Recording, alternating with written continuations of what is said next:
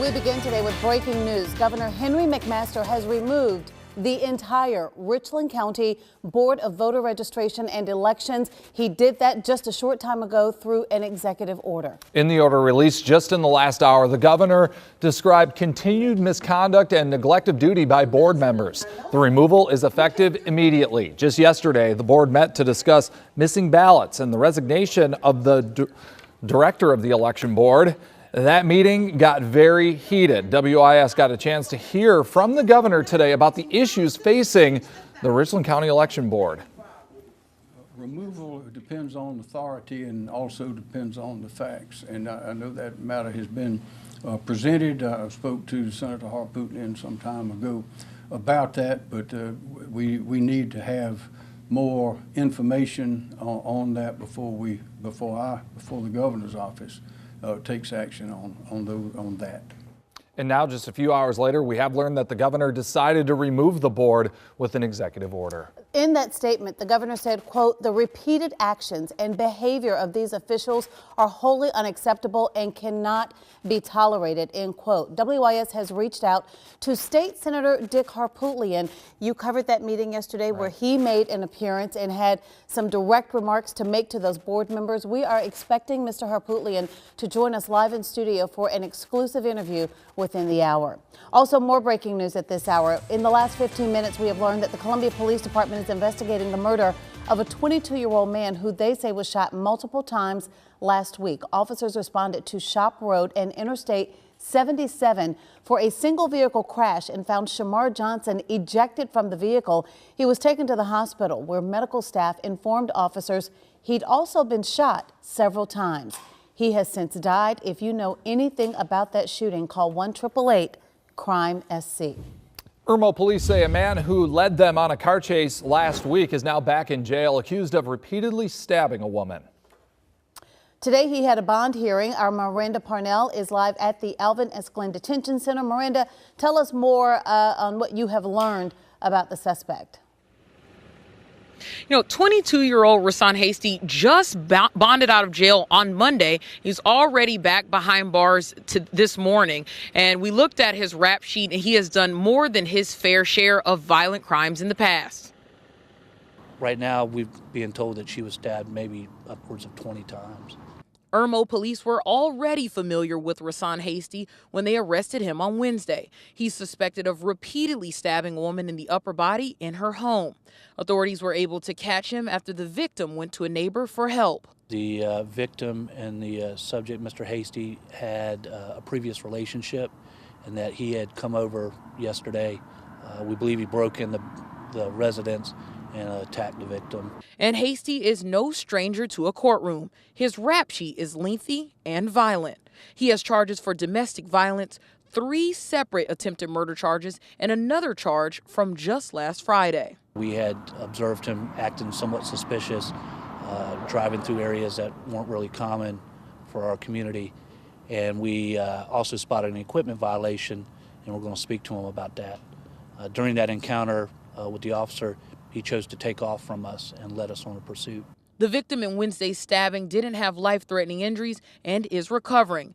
As for Hasty, he'll have to meet another judge before he can get a chance at bond.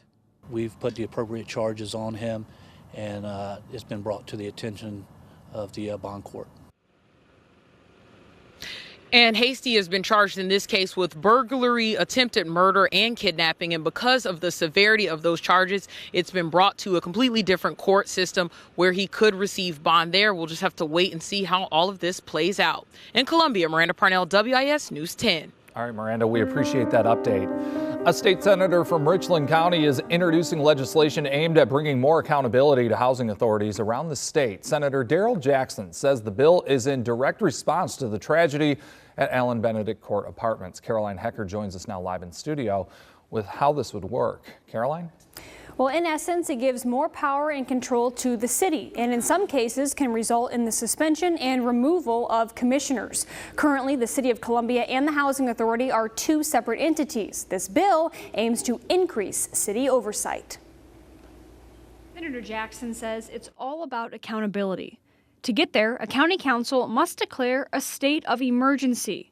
To do so, it must arrive at the conclusion that the Housing Authority took action or failed to take action, resulting in residents being subjected to hazardous conditions or conditions that led to death. If that happens, the commissioners are immediately suspended from office for 90 days, and the mayor takes over all duties and powers of the Housing Authority. City Council would then launch an independent investigation into the circumstances under which the state of emergency was declared. If that investigation reveals wrongdoing, the commissioners are immediately removed from office.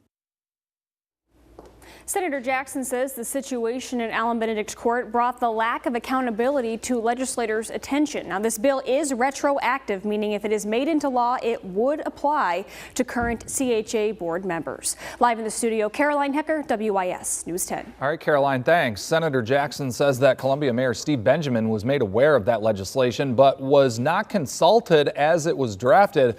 Late last month, Mayor Benjamin told WIS that he was aware of the bill and supported measures to ensure accountability. Heading into the end of the week with a chance of rain in the forecast, we're even looking ahead to an alert day coming up. Chief Meteorologist Demenis Brown tracking it from the First Alert Weather Center. Chief? Hey guys, let's talk about what's happening across the area with a live look over the capital city. And Judy, let me tell you, not too bad for this Valentine's Day. Temperatures in the 60s, around 63 for the capital city, a couple of upper 50s out there as well. You will notice though that we have some clouds across our skies. No rainfall from these clouds. We're just going to see them mainly high and also thin at times. They won't support rain, but overall a mostly cloudy evening for us. As you're taking your loved one, your boo or your bae out for a little dinner tonight. 60 degrees by 7. How about the low 60s? 57 degrees by 8. 9 o'clock, temperatures around 54 and 53 degrees by 10 o'clock tonight. So then let's talk about some rainfall, not for tonight and for most of tomorrow. You'll see Futurecast right here as we take you into the morning hours.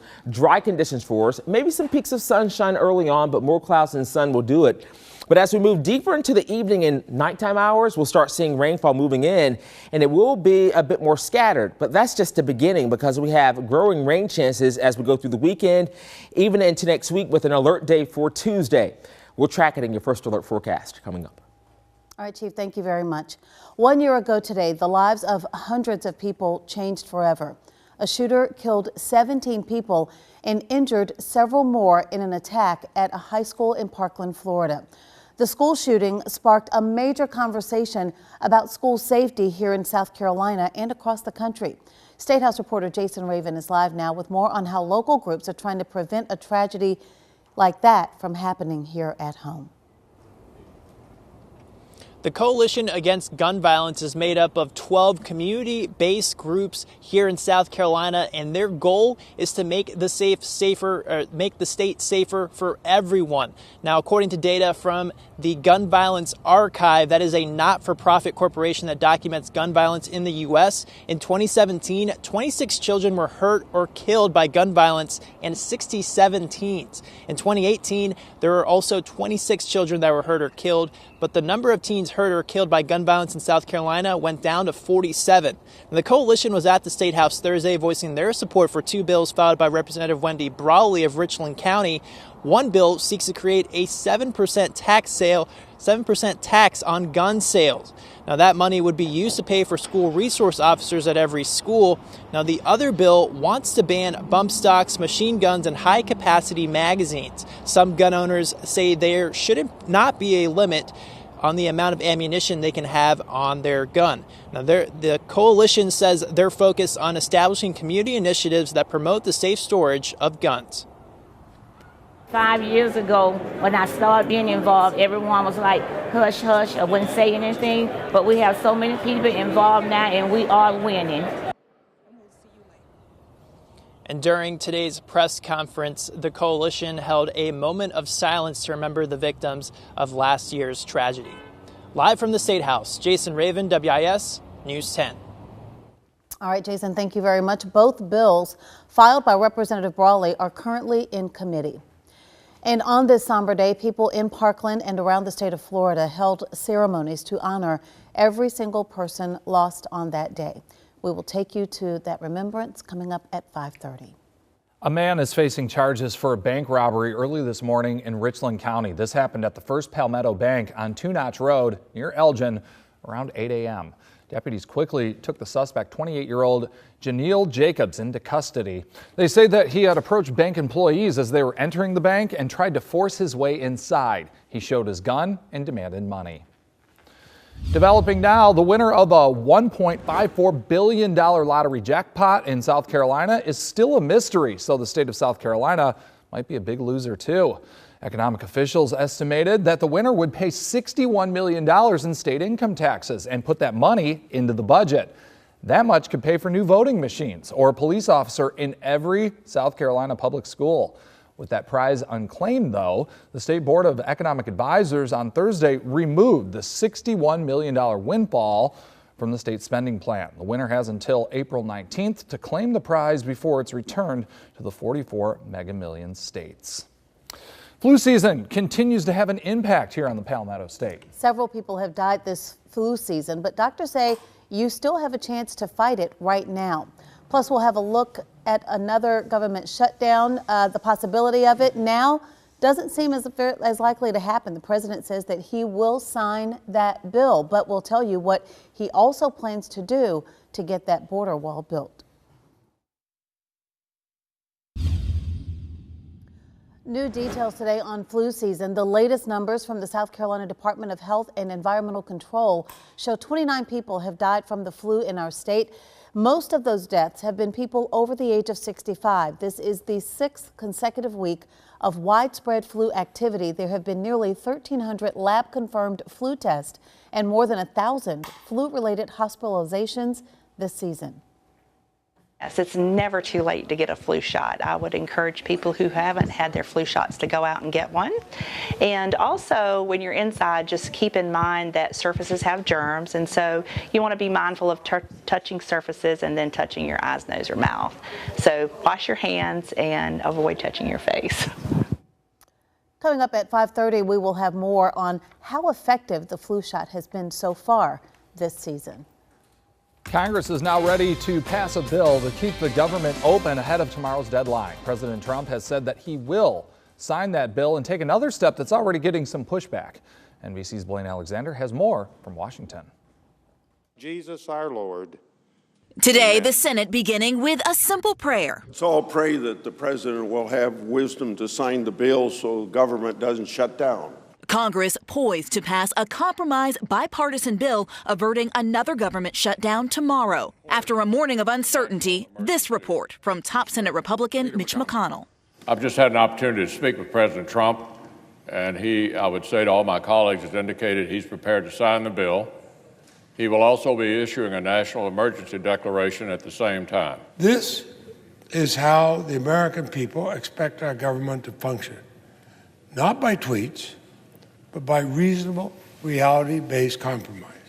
That bill would allow nearly $1.4 billion for a border barrier and 55 miles of new fencing, but no concrete wall. The president's allies framing that as a win. It strikes me that the president could declare victory with funding for 55 more miles of border barriers. But it's less than a quarter of the money the president initially wanted for his wall, and no more than what was offered before the shutdown.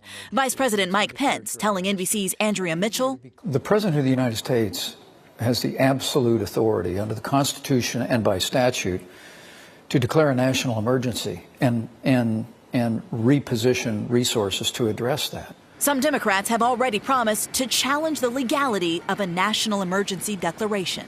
Blaine Alexander, NBC News, Washington. And Republicans are split. Some urged the president to declare a national emergency. Others warned against it, pointing to likely court challenges. A look over the capital city right now. We're seeing mostly cloudy skies for this Valentine's Day, but we do have some wet weather on the way, and a lot of it.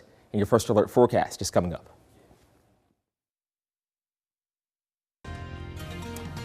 Chief Meteorologist Demenis Brown here with a live look over the capital city. We're seeing mostly cloudy skies on this Valentine's Day, but we continue our coverage of breaking news. Governor Henry McMaster removing the entire Richland County Board of Voter Registration and Elections through an executive order. State Senator Dick Harpootlian joining us exclusively here on WIS to talk about this. You spoke to the governor earlier today. You were at that meeting yesterday. It got heated. What did you tell the governor today? Well, I talked to his staff. I didn't actually. We had Senate sessions going on. So I talked to one of his staff people, actually two of his staff people, and I told him I thought the Election Commission was broken.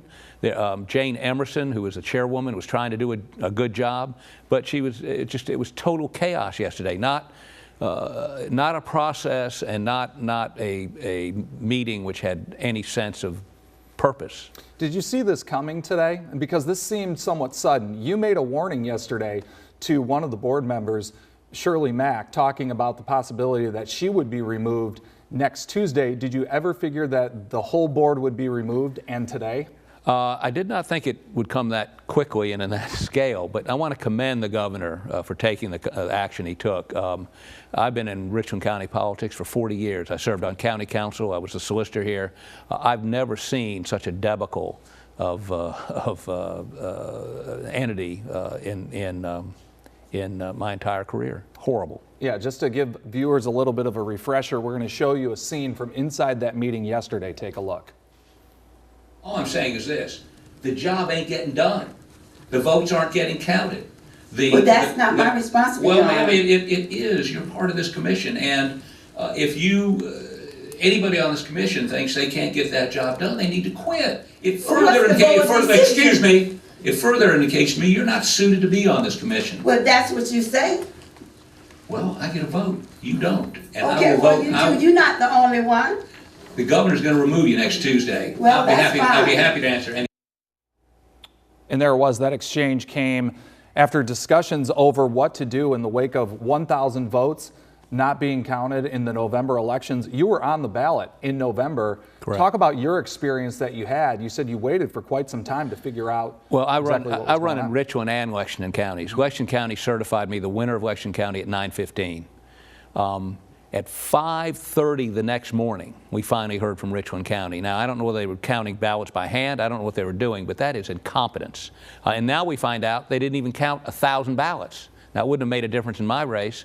But look, the most basic obligation of a democratic government is to count the votes. You can't do anything until the votes get counted.